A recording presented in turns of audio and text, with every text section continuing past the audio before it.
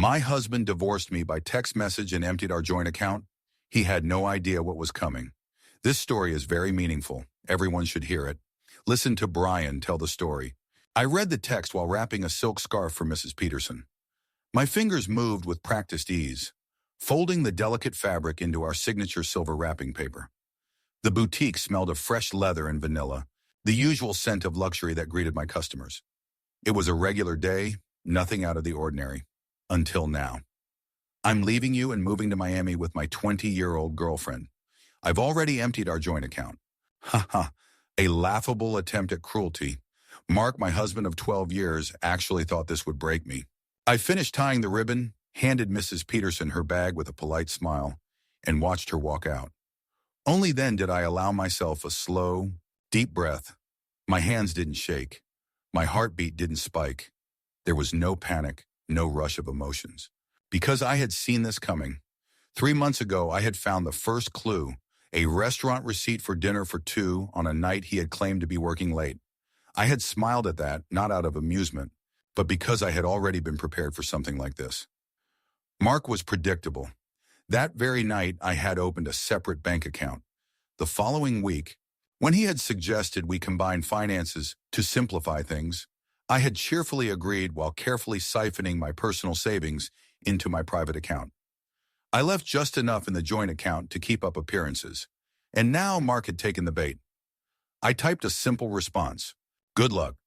Then I locked up the boutique early and drove home, not because I was distraught, but because it was time to set the final phase of my plan into motion. That evening, I sat in the house. My house. The one I had inherited from my grandmother and kept in my name alone. Mark had pestered me for years to add him to the deed, but I had never relented. Another foresight that was about to pay off. I poured myself a glass of wine, the expensive kind that Mark never appreciated, and let the silence of the house sink in. It felt peaceful, liberating, even. My phone buzzed again. "Don't bother begging. Melissa and I leave tomorrow. I'll send for my things later."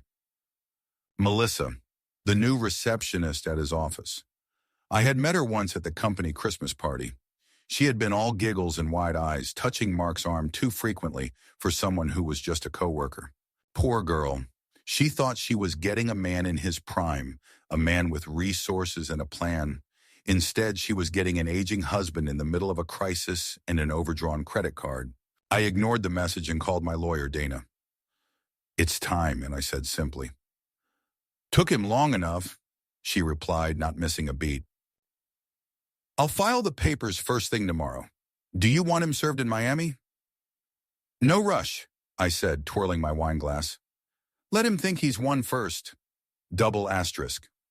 A few minutes later, another text from Mark came through. "I know this must be hard for you. You're not getting any younger after all. At least you have your little shop to keep you busy." I smirked. My little shop. The same boutique that was generating more income than his middle management salary had ever brought in. The same business he had dismissed as a hobby while I built it from the ground up.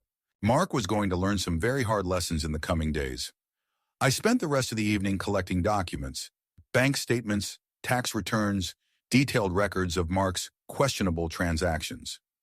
I had kept everything, from his expensive dinner dates to unexplained hotel charges.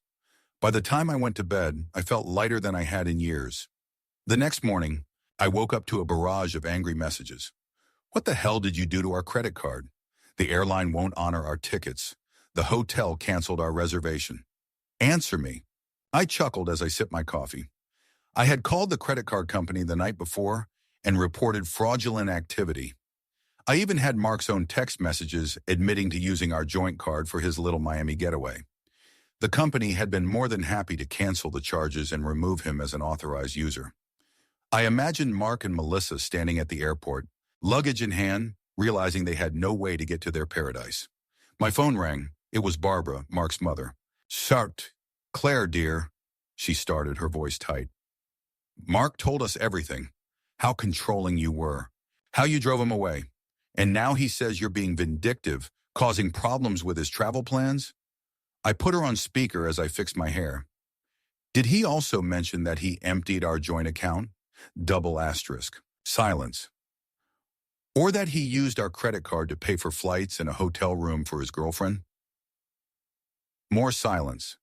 Then a hesitant, Akulim. He did say you overreacted. I smiled. I have screenshots of his texts admitting everything. Would you like me to read them to you? Barbara coughed. That won't be necessary. Thought so. Have a nice day, Barbara. I ended the call. Tweekwinum. By the afternoon, I had an update from my lawyer. The emergency hearing is scheduled for Monday, Dana informed me. Given his admission of draining the account and the documented credit card fraud, we're in a strong position to freeze all remaining assets. Perfect, I said. Make sure he gets served at his new motel address. Yes, motel. Word had already gotten around that Mark and Melissa had to check into a budget motel after realizing their Miami trip was dead on arrival. His personal credit cards had been maxed out for months, a detail I had long since taken note of. By evening, Amanda, Mark's sister, texted me. Amanda. I just heard about Mark. He told the family you kicked him out, but now we're hearing about the missing money. Did he really do that? Yes, I have receipts, if you're interested. Amanda. Jesus, I'm sorry we ever doubted you. At least someone in his family had a brain. Monday came faster than expected, and with it, the hearing.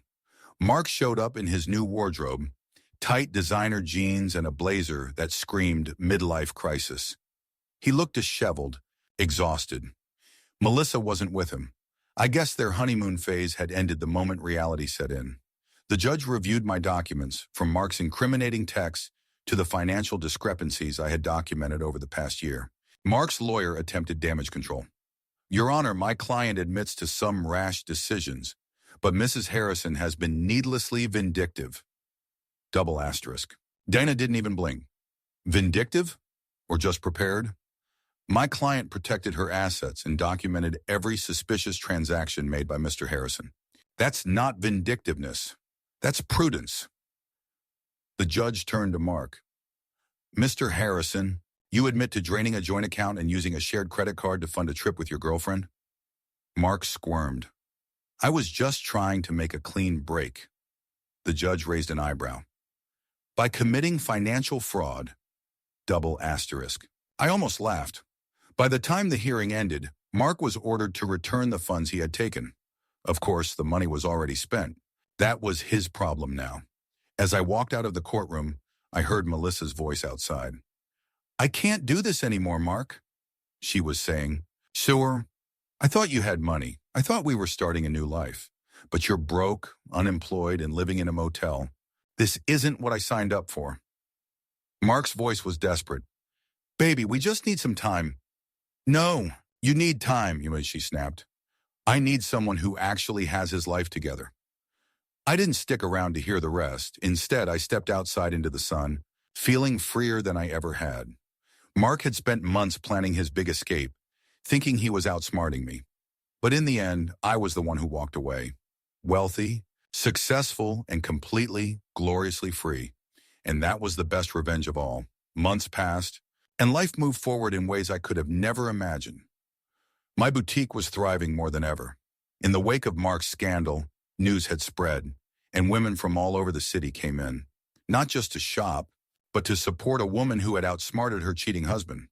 The irony wasn't lost on me. Mark had tried to belittle my little shop, but now it was becoming a full-fledged empire.